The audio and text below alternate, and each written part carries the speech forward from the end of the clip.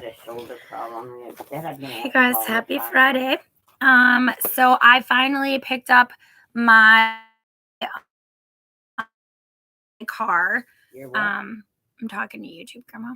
I picked up everything that was in my car yesterday and put it in my rental car. So I finally have Holding Your Family Together book back and my Bible because those were in my car that got into the car accident on Sunday, which is an hour drive from where I'm staying.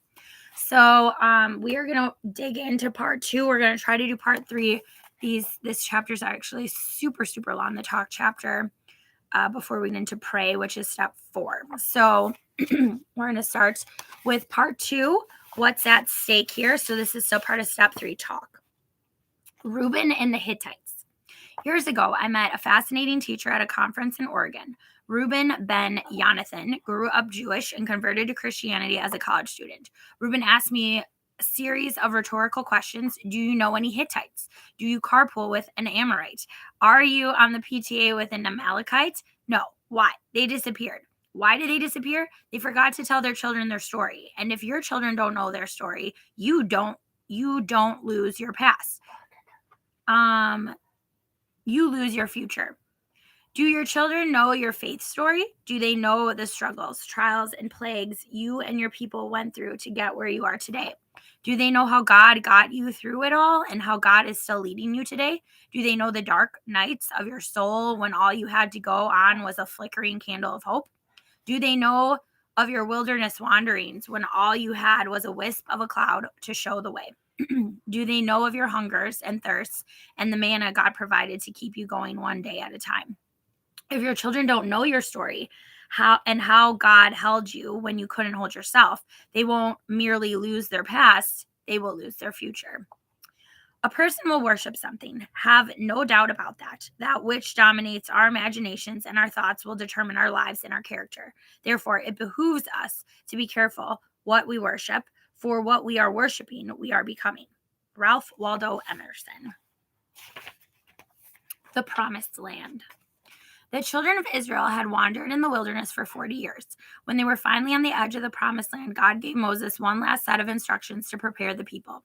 If you reread Deuteronomy 6, verse 6 to 8, the theme verse for this step, it will become clear. God wanted Israel to saturate her children with the stories of faith and the Word of God. Why did God want them to do this? Because the Promised Land wasn't empty. It was filled with people who practiced a strange, alluring, and rather dangerous cult. There was child sacrifice in that land. There were temple prostitutes at the core of the religion, in official temples atop the highest hills and under the greenest trees. They called the children to orgies every spring in order to cajole the gods Baal and Asherah into sending fertile rains, crops, and flocks. The only way to protect their children in this dangerous land was to saturate their mornings, evenings, minds, and hearts with the true things of God. Now, you might object and say, this is the 21st century. We don't have child sacrifice anymore. We don't have temple prostitutes enticing our children away from worshiping the one true God. Guess again. We sacrifice our children in temples to lesser gods all the time. We lay them on the altars of consumption, materialism, business, and busyness. There are thousands of voices calling out to our children. Come play with me. Come lay with me. On billiards and billboards, magazines, television, and scary to say, in our own homes, on the new computers we just bought for Christmas, there are messages, and monsters approaching our children every night. It's not just sawdust. It's not just manure. It's poison. If you don't talk with your children about your story when they lie down and when they rise, seeding it in their dreams and binding it on their memes, there will be many other voices and other stories just waiting in the wings to fill their hearts, minds, and souls with a pantheon of compelling alternatives. The Bible tells us who we are and whose we are in the whole scheme of the universe. That message is both deep and wide. So fill your children's lives and imaginations with God talk, God's story, and your connection to God's story. And your children will grow up knowing they are precious children of the beautiful Savior, the King of creation. Leave your children alone to be filled and taught by television, peers, and the wise of this world, and this is what they will hear. God is dead. Friedrich Nietzsche philosopher and critic, the more the universe seems to be determined, the more it seems pointless. Steve Weinberg, Nobel laureate physicist, let me summarize my views on what modern evolutionary biology tells us loud and clear. There are no gods, no purposes, no goal directed forces of any kind. There is no life after death. When I die, I am absolutely certain that I'm going to be dead. That's the end for me. There is no ultimate foundation for ethics, no ultimate meaning to life, and no free will for humans either. William Province, professor of biological sciences, Cornell University. No goals, no future, no meaning. How could you live with such a philosophy? Why would you even try? Who could believe this, let alone bear it? Evidently, a lot of people, a study by the Prince Trust in England showed that 10% of 16 to 25-year-olds agree with the statement, life is meaningless and is not worth living. If there is no God, this world really is a miracle. Melheim maxim number 9. The godless miracle.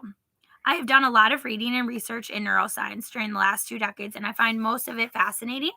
Although Christians, Jews, and other people of faith work in the field, there are agnostics and atheists who believe we are nothing more than the sum of our parts, that there is no meaning, no purpose, no spirit, no soul, no ghost in the machine. I regularly chuckle when I read something written by agnostics and atheists and find words such as design, miraculous, and the purpose of this mechanism peppered throughout their works. They can't fully explain the mystery of transcendence people of faith experience, but they believe one day they will. And what about those stories of clinically dead people who came back relating details of what others said and did in their rooms? Whoops. Foot bumped it back there, guys. In their rooms when they were registering no brain wave activity. How do they deal with that issue? At best, they claim they were hallucinations registered by the brain when they were resuscitated, although I'm not sure how the brain can register anything if there are no brain waves doing the registering. As far as I see it, if these folks have their way and neurology continues on its present trajectory, that of pure mechanism, eventually everything from love to loyalty to right and wrong will be one day thought to exist only in the gears of the machine. Everything from ethics, free will, morality, criminal behavior, and legal culpability will be considered to be caused by the physical processes in our brains. Lady Gaga's I Was Born This Way will be a defense for every crime and misdemeanor. How can I be blamed when I was born with these genes? My brain made me do it. If all we are is physical stuff, and if everything is determined by genes and outside forces, why should we care about ourselves? About poverty, about hunger, about abuse, about anything other than ourselves for that matter. A godless world is a meaningless world, and a colder, crueler, and more heartless place as well. If Christians do not intentionally and intently fill their children's minds and hearts with the message of just how precious they are, those children will, by default, allow the world to tell another tale, that they are worthless and life is meaningless, that they are not precious and priceless, that they are nothing more than a fortunate and freakish accidental assembly of random atoms held together for a pointless, if not interesting, moment waiting to die, that they are merely sawdust and manure. How do you tell if a stick is straight? By putting it up next to a straight stick. J.K. Jesterton. Counterfeit money. Here's a question for you. How do bank managers get bank tellers to recognize counterfeit money? The answer is that they saturate the tellers with authentic currency, the good stuff, the right stuff, the real stuff. Once the tellers know what the real currency looks like, the fake stuff is not as difficult to spot. In the same way, how can we get our children to recognize the good from the bad, the healthy from the unhealthy, the genuine from the counterfeit, the true bread from the loaf of sawdust and manure? Can there be spiritual maturation without biblical saturation? I think not. Contrary to this present, the universe is a random accident, and your meaningless life is not much more worldview. The Bible gives us identity, worth, and a role to play in the greatest love story of all time. The Bible shows us the God who created it all, the God who came again and again through the prophets, priests, shepherds, and kings. The God who finally, at the fullness of time, came in flesh through the obedience of a peasant girl and the power of the Holy Spirit to walk among us. This, the God who came in love, grace, and truth to rescue a loved but lost people. The God who abandoned it all for our sake and then was abandoned by the very people he came to save. The God who went silently to the beatings, the cross, and the grave for the lost he came to save. The God who went to hell for us so we wouldn't have to go ourselves. The God who went through hell to bring us to our home. This is the God unfettered by time and space, who chose chains so that we could be set free. The God whose relentless love now waits for us on the other side of every hell, every challenge, every problem, and every failure. The God whose fierce and tender love sighs for us with murmurs too deep for words to express. The God who cries for us, yearns for us, dies for us, to come to our senses and hops over fences to turn our wayward hearts to our one true home, where we will always be welcomed whenever we wander. The God who waits for us on the other side of the grave, waiting to save us and give us eternity, life, peace, hope, and more.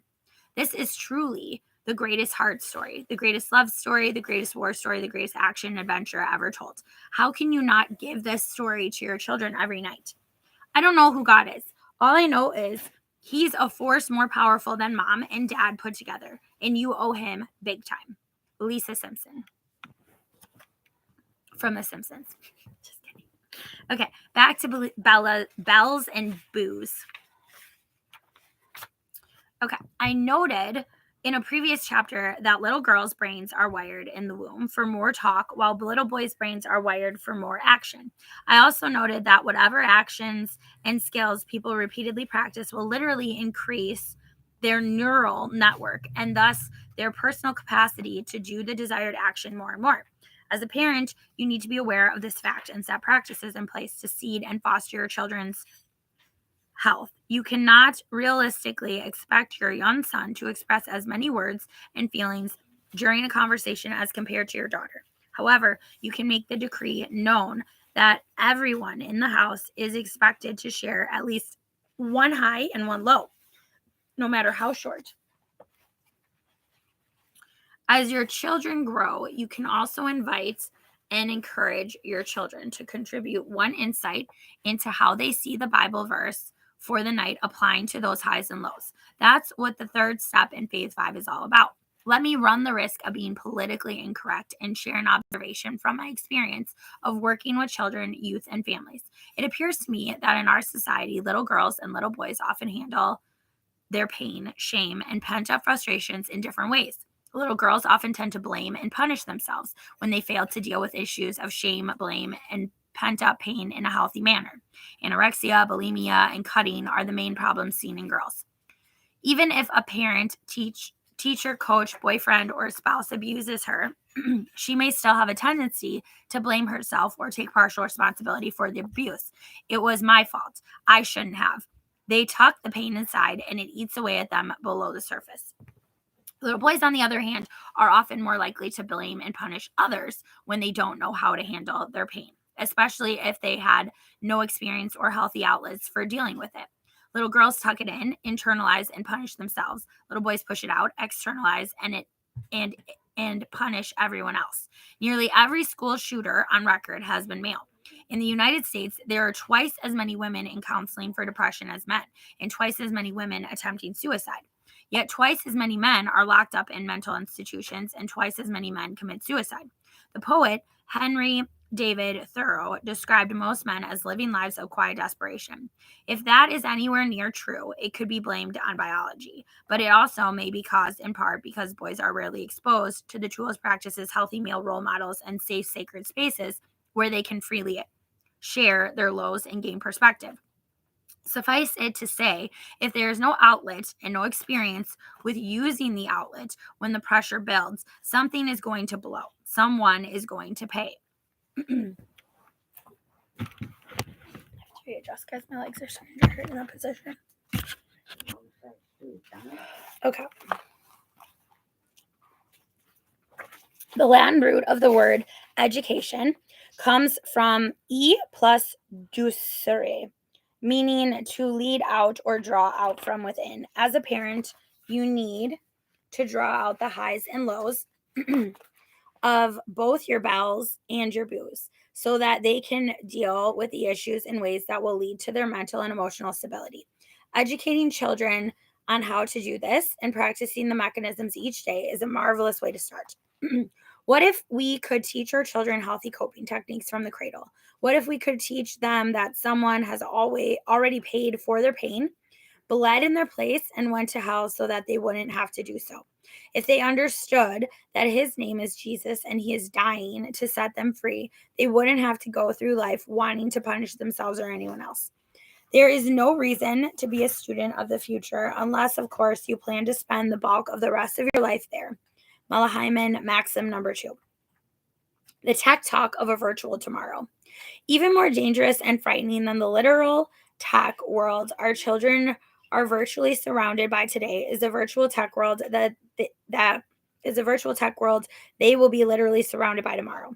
I did the bulk of my doctorate for 3 years as an avatar on a 3D virtual island with Dr. Leonard Sweet and a cohort of 16 other avatars, and I know how much fun and how addictive this world can be. In this book, Who Put My Life on Fast Forward, writer and futurist Phil Callaway offers a stark prophecy about the future of the virtual experience once it changes from a flat screen to true 3D. Second Life, a current cartoonish virtual world of online role-play games. I forgot about that game, you guys. Is a transition space. When Google Earth gets online in full 3D, we can meet at the Eiffel Tower. All the screens will disappear. Everything will be holographic. The real question will be, are you real? Callaway's comments should make every caring and protective parent and everyone else who cares about the world of the future think twice as hard and long. One day, possibly in our lifetimes, but certainly in our children's lifetimes, we will all enter the whole hollow world. There is little question about it. The question is how, as technology improves and perfects, our children will know the real from the fake and the false from the true. The hollow world will start as an amusement. Some folks will play in it for only for entertainment, like a present day video game. Some will choose to work there 8 hours a day and then come home and play there another 8 hours. Some will put themselves on an IV nourishment drip and a urine bag to go on virtual vacations in virtual life. Some will spend weeks there. Some won't return. One day in our children's lifetime, those who can afford it will live mostly in virtual life. Work mostly in virtual life, love mostly in virtual life. Human relationships will be seen as too messy, painful, and uncomfortable. Virtual life will become so advanced that most people won't know real from fake real. The fake real will fulfill their every wish. Virtual life will grant their every desire. Our species, or should I say, those our species who can afford it, those of our species who can afford it, will get everything they want, served up hot and spicy 24/7. And they will expect to get everything they want whenever they want it. Objects that object. How will we know the false from the real? Allow me to get way too technical and philosophical for a moment. In the virtual life world of the future, it may be that only the non objects, the real, will object and tell us we can't have everything we want. Only they will push back. They will confront us and tell us we're being stupid when we need to hear it. They will cause us pain and refuse to give us our every desire. The strange thing about that day of our species, for our species, is that the objects, the virtual electronic beings, won't object, and the subjects, as in real entities, will object when we treat them like objects. And when we are challenged, denied our every wish, and refused our every whim, we will retreat even further into the virtual world where we will be as gods. We won't want to hang around real people. We will see them as too demanding, and too uncooperative. There's a page left, guys. And I think we're going to stop at 2 and pick up part 3 next time. Now, here is the scarier part. One day in our great grandchildren's lives, artificial intelligence will figure out that in order to fool us, the fake real will have to learn to push back, maybe with haptics, on holodecks. The virtual 3D projected holographs will be distinguished from what is real. The true holy and hallowed will be holy and hallowed no more. The fake real will learn to cause us pain in order to fool us into thinking it is real. The machine will finally learn to say no, and I too have a soul.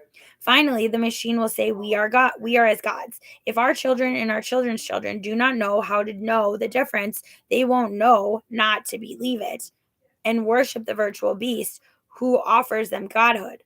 I am halfway through writing a poem called Hollow. Here are the last few lines on how I pictured the not so distinct day. And we will own 1,000 lovers. We will die 10,000 deaths, and we won't know one from the other until we experience the one who breaks our hearts, and then the only one who can heal them. How will your children's children know how to distinguish the false from the true in the virtual world of tomorrow? They won't, unless you teach your children now to know and love the real and the true in the real world of today. How will they know what they are missing or even sense there is something to be missed? They won't unless you lead them now to seek out and know their true selves and the one true God. It is time to start. Tomorrow won't wait. It will be too late. All right, guys, we'll pick up part 3 next time. Thanks for watching and listening. Bye.